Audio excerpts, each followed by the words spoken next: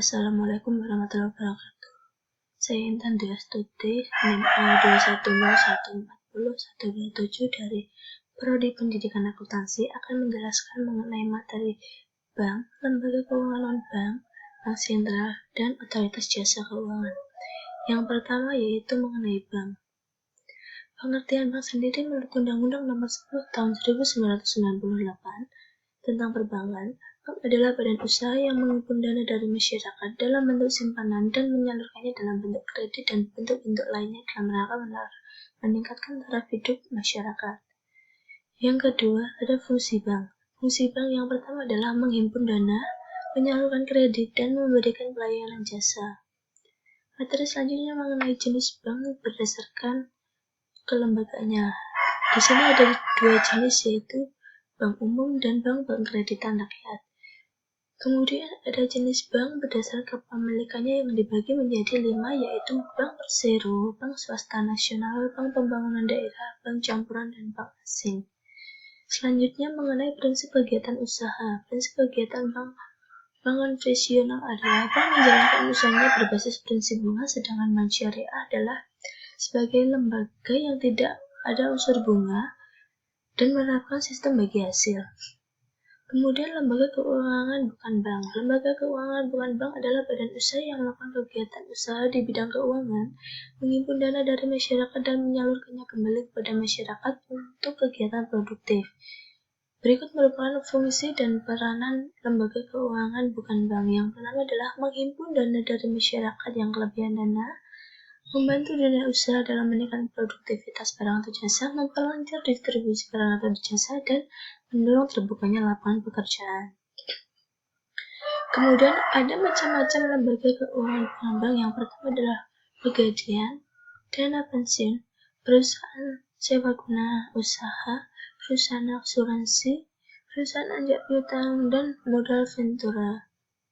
Kemudian yang ketiga kita akan membahas mengenai bank sentral. Pengertian dari bank sentral itu sendiri adalah suatu institusi yang bertanggung jawab untuk menjaga stabilitas harga atau nilai suatu mata uang yang berlaku di suatu negara tersebut. Kemudian ada tugas Bank Indonesia atau Bank Sentral. Menurut Undang-Undang Bank Indonesia Pasal 8 menjelaskan Bank Indonesia mempunyai 3 tugas. Yang pertama adalah menetapkan dan melaksanakan kebijakan moneter. Yang kedua, mengatur dan menjaga kelancaran sistem pembayaran, dan yang terakhir adalah mengatur dan mengawasi bank.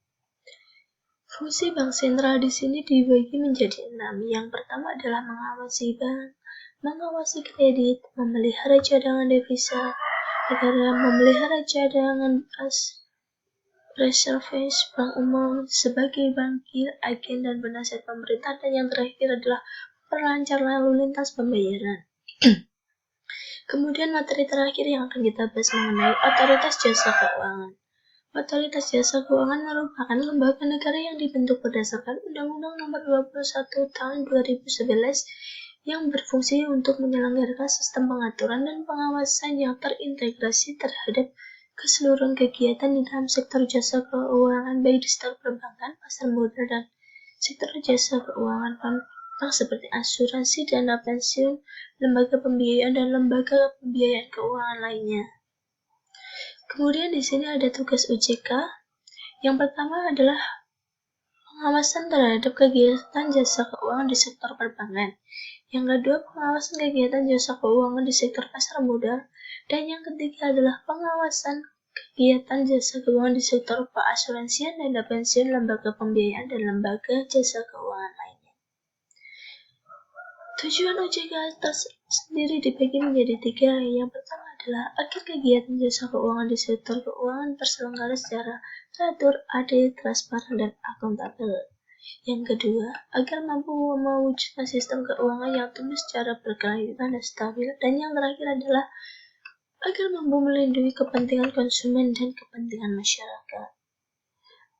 Demikian materi yang bisa saya sampaikan, semoga dapat bermanfaat bagi kita semua. Kurang dan lebihnya saya mohon maaf. Wabillahi taufiq wal hidayah. Wassalamualaikum warahmatullahi wabarakatuh.